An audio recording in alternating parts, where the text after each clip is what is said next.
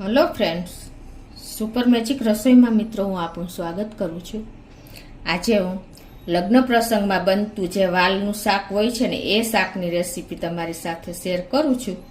તો તમને ચોક્કસ આ વિડીયો ગમશે, ગમે તો લાઈક કરજો, શેર કરજો અને સબસ્ક્રાઈબ કરવાનું મિત્રો ભૂલતા જ નહીં।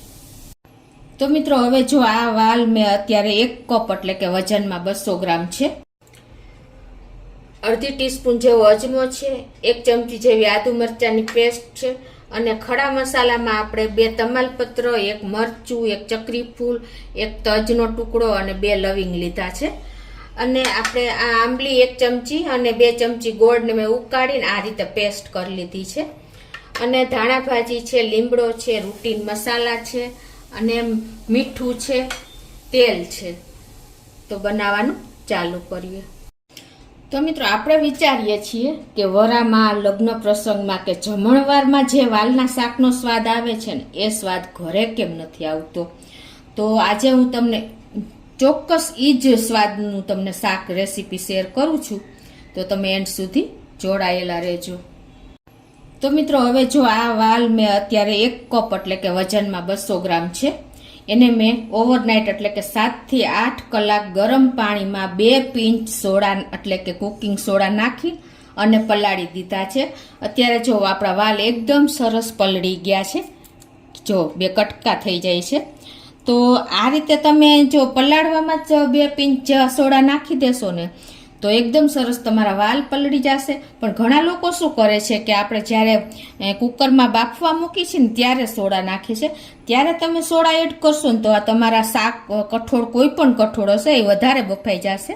એટલે કે વાલ તો એવો દાણો છે ને કે જલ્દી રેબાઈ જાય છે, એટલે ત્યારે કોઈ પણ શાકમાં સોડા નહીં એડ કરવાના, પણ તમે જ્યારે પલાળો ને ત્યારે જ 2 પિંચ સોડા નાખી દેવાના। તો આ મેં 7 થી 8 કલાક પલાળ્યા છે અને એકદમ સરસ જો આપણા વાલ પણ પલળી ગયા છે। તો હવે આને આપણે 2 થી 3 પાણીએ ધોઈ નાખશું। અને બીજું મિત્રો, કદાચ તમારે વાલ કે પલાળવાનું ભૂલાઈ ગયું હોય, આ વાલ છે, આપણે ચણા છે, એ બધા કઠોળ એવા છે કે એમાં ટાઈમ બહુ જોઈએ છે પલાળવામાં, અને બહુ ટાઈમ લે છે અને બાફવામાં પણ એટલો જ ટાઈમ લે છે। તો તમે શું કરવાનું કે મેં આની પહેલાં પણ તમને એક વિડીયો શેર કરેલો છે, ચણા ઇન્સ્ટન્ટ આપણે કેમ પલાળવા। જો પલાળવાનું ભૂલાઈ ગયું હોય ને તો એ પ્રોસિજર તમે છે ને એ કુકરમાં નાખીને અને કુકરમાં પ્રેશર ભરી દેવાનું છે ગેસ ચાલુ કરી, અને પછી તમારે 10-15 મિનિટ એ પ્રેશરમાં જ આપણે કોઈ પણ કઠોળ, ચણા છે કે વાલ છે એ રીતે રાખી દેવાના, અને પછી તમારે એનું પ્રેશર રિલીઝ થઈ જાય ને ત્યાં સુધી બંધ રાખવાનું છે। અને પછી તમે જોજો એનો દાણો એકદમ પોચો થઈ ગયો હોય છે, એટલે તમારે ક્યારેય ભૂલાઈ ગયું હોય ને તો આ રીતે પણ તમે વાલ કે ચણા પલાળી શકો છો। તો તમે ચોક્કસ આ વિડીયો પણ જોઈ લેજો, મેં ચણા પલાળવાનો વિડીયો મારી સુપર મેજિક રસોઈ ચેનલમાં શેર કરેલો જ છે। તો હવે આપણે ગેસ ઓન કરી આ વાલને પણ મેં 2 થી 3 પાણીએ ધોઈ લીધા છે એટલે એની વાસ ન આવે। તો હવે આપણે ગેસ ઓન કરશું અને એક કુકરમાં આપણે આ વાલને નાખી દેશું બાફવા માટે। હવે મિત્રો પ્રશ્ન ક્યાં આવે છે કે આપણે કોઈ પણ કઠોળ બાફીએ તો કેટલું પાણી મૂકવું, જે બિગનર્સ લોકો છે ને એને ખ્યાલ નથી હોતો।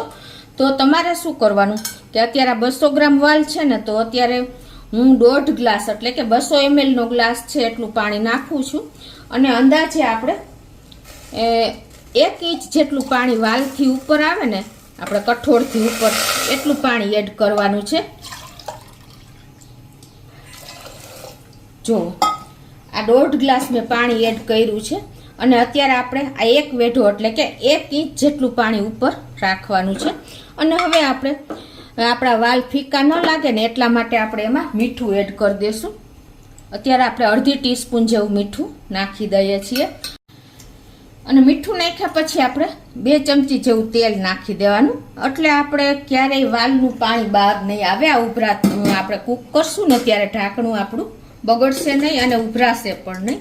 તો આ રીતે આપણે ઢાંકણ બંધ કરી અને સ્લો ટુ મીડિયમ ફ્લેમ ઉપર આપણે 4 વિસલ કરી લેશું। તો આપણે જો કુકરને 4 વિસલ થઈ ગઈ છે અને આપણે પ્રેશર પણ રિલીઝ થઈ ગયું છે। તો હવે આપણે કુકર પણ ખોલી લઈએ અને વાલને પણ ચેક કરી લઈએ।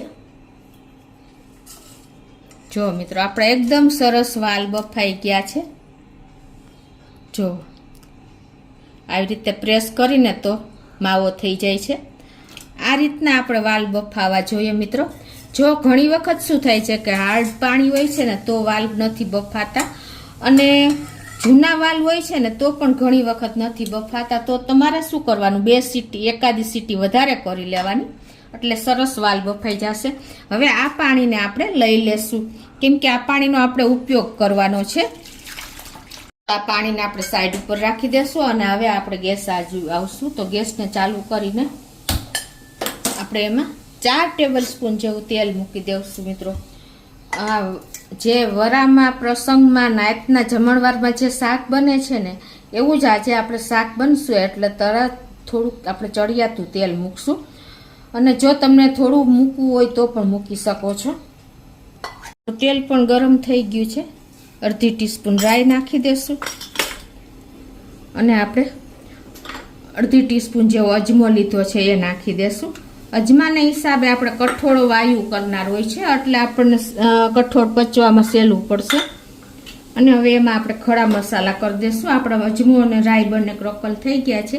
2 તમાલપત્ર, 1 મરચું, 1 ટુકડો તજ, 1 ચક્રફૂલ અને 2 લવિંગ છે, એ બધું આપણે આમાં એડ કરી દઈશું.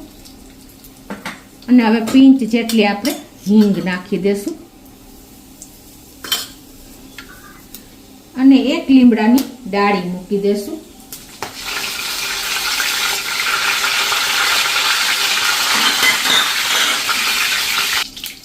અને 1 ટીસ્પૂન જેવી આપણે આદુ મરચાંની પેસ્ટ નાખી દઈશું અને એને આપણે સહેજ કૂક કરી લઈશું.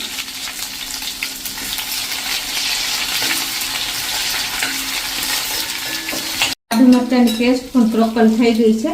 હવે આ સ્ટેજે આપણે લગ્ન પ્રસંગ જેવું શાક કરવું હોય ને તો અત્યારે હું 1 ચમચી જેવો ચણાનો લોટ નાખું છું અને એને આપણે આ રીતે તેલમાં શેકી લેશું.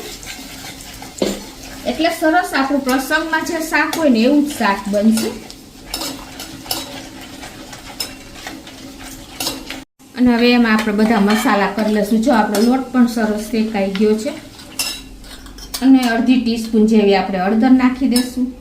1.5 ચમચી જેવું આપણે કાશ્મીરી લાલ મરચું નાખી દઈશું. જો તમારે તીખું રેશમ પટ્ટો નાખવું હોય ને તો પણ તમે નાખી શકો છો. અને એમાં આપણે હવે આ જે આપણે વાલનું પાણી કાઢ્યું છે ને એમાંથી આપણે 1 ચમચો જેવું પાણી નાખી દઈશું, એટલે આપણો મસાલો દાજે નહીં.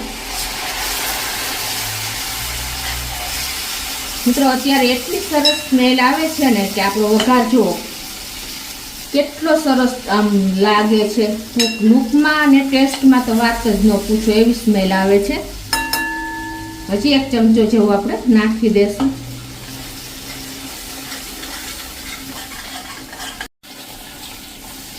તો જો અત્યારે મિત્રો આપણે એકદમ સરસ જો ગ્રેવી થઈ ગઈ છે. તમને નજીકથી બતાવી દઉં. જુઓ કેવી ઘટ ગ્રેવી થઈ છે. એકદમ મસાલો પણ આપણો સરસ કૂક થઈ ગયો છે. અને આપણે જે નાઈટના જમણવાર હોય ને ત્યારે આ રીતે જ વઘાર થાય છે, તો જ તમારા શાક એકદમ બહાર જેવો ટેસ્ટ આવશે. હવે આપણે મિત્રો લીંબુ કે કોકમ તમે વાપરી શકો છો, પણ જો તમારે પ્રસંગ જેવો જ વાલના શાકનો ટેસ્ટ લેવો હોય ને તો મેં તમને કીધું એમાં 1 ચમચી જેવી આંબલી છે અને 2 ચમચી જેવો ગોળ છે, એની મેં પેસ્ટ કરી છે ને એ નાખી દઉં છું. આંબલી કમ્પલસરી છે મિત્રો, તો જ તમને બહાર જેવો ટેસ્ટ આવશે.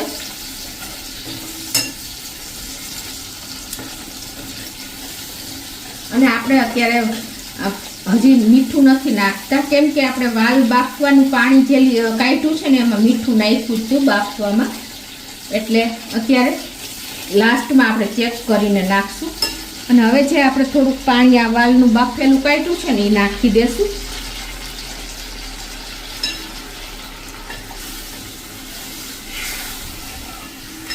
મિત્રો આપણે ઘરે શાક બનાવીએ છીએ ને વાલનું, ત્યારે આપણે શું કરીએ છીએ, વઘાર કરીને અને વાલ નાખી દઈએ છીએ અને પછી પાણી નાખી દઈએ છીએ, એટલે વાલ અને વઘાર બધું અલગ અલગ રહે છે. પાણી અલગ રહે છે અને વાલ અલગ રહે છે, એટલે આપણા શાકનો ટેસ્ટ ક્યારેય આવતો જ નથી. પણ આ રીતે જો આપણે ઉકાળેલું પાણી છે ને એ જ નાખ્યું છે. અને હવે આને આપણે ઉકળવા દેશું. થોડુંક પાણી હજી નાખી દઉં છું. જે વાલનું કાઢેલું પાણી છે ને એ જ નાખું છું. અને હવે આને ઉકળે ને પછી જ આપણે એમાં વાલ એડ કરશું. અત્યારે ગેસની ફ્લેમ મીડિયમ મેં રાખી છે. તો આપણો વઘાર પણ ઉકળી ગયો છે. તો હવે આ સ્ટેજે આપણે આ જે વાલ બાફા છે ને એ વાલ નાખી દેશું.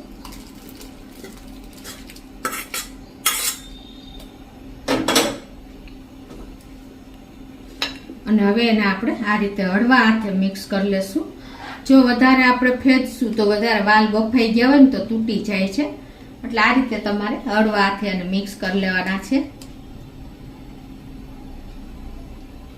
હવે આમાં આપણે 1 ચમચી જેવું ધાણા જીરું નાખી દેશું. અને અત્યારે આપણે ટેસ્ટ કરી લેશું કે જો શાક તમને મોરું લાગતું હોય ને તો મીઠું એડ કરવાનું છે.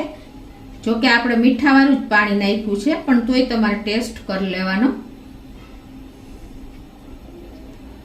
તો મિત્રો હજી જો આપણે થોડુંક પાણી નાખી દઈએ એટલે 5 મિનિટ આપણે હજી ઉકાળશું એટલે એકદમ સરસ એક રસ થઈ જાય.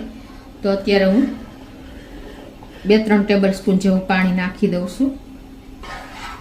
અને હવે ટેસ્ટ કરી લઈએ કે મીઠે મોરું લાગતું હોય તો આપણે થોડુંક મીઠું એડ કરી દેવાનું. સેજ મોરું છે તો 1/4 ટીસ્પૂન જેવું મીઠું એડ કરી દઉં છું. અને હવે આને આપણે હજી 2 થી 3 મિનિટ ઉકળવા દેશું. તો જો આપણે 4 થી 5 મિનિટ થઈ છે અને જો તેલ પણ સાઈડમાં છૂટું પડી ગયું છે મિત્રો. તો હવે એને આપણે કન્સિસ્ટન્સી અત્યારે જો આવી થઈ ગઈ છે. જો તમારે હમણાં જ ઉપયોગ કરવો હોય ને તો તમે અત્યારે થોડુંક વધારે ઉકાળવાનું, પણ 2 થી 3 કલાક પછી જો ઉપયોગ કરવો હોય ને તો આ કન્સિસ્ટન્સી બરાબર છે. કેમ કે આ બધો રસો શોષાઈ જશે વાલ અને આપણે પ્લસ ચણાનો લોટ વાપરો છે ને એટલે એકદમ થીક શાક થઈ જશે.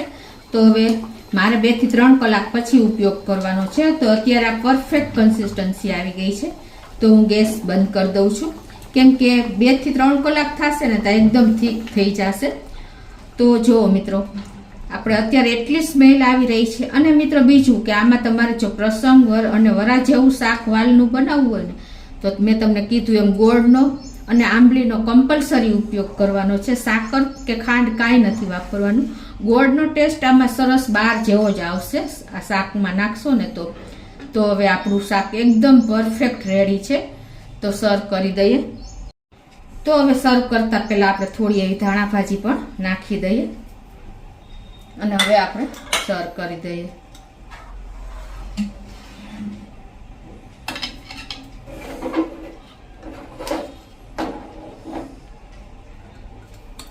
મિત્રો એકદમ ટેસ્ટી ચટાકેદાર અને એકદમ આપણે લૂંટમાં ટેમ્પટિંગ એવું શાક બન્યું છે.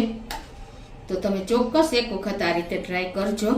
તો મિત્રો આપણે નાઈટમાં જમણવારમાં કે લગ્ન પ્રસંગમાં બને ને એવું જ જો આપણું શાક બન્યું છે. જો તમને બતાવી પણ દઉં કેવું એકદમ જોતા જ મોઢામાં પાણી આવી જાય ને એવું આપણું શાક બન્યું છે. આ શાક તમે ઘરે બનાવશો ને તો લોકો માગી માગીને ખાશે એટલું ટેસ્ટી બન્યું છે. અને આ શાક તમે લાડુમાં, મોહનથાળમાં અને ફૂલવણી સાથે તમે લઈ શકો છો તો એકદમ મેચ થાય છે અને ટેસ્ટી પણ લાગે છે. તો તમને ચોક્કસ આ લગ્ન પ્રસંગના શાક જેવું વાલના શાકની રેસીપી ગમશે. ગમે તો લાઈક કરજો, શેર કરજો અને સબસ્ક્રાઈબ કરવાનું તો ભૂલતા જ નહીં.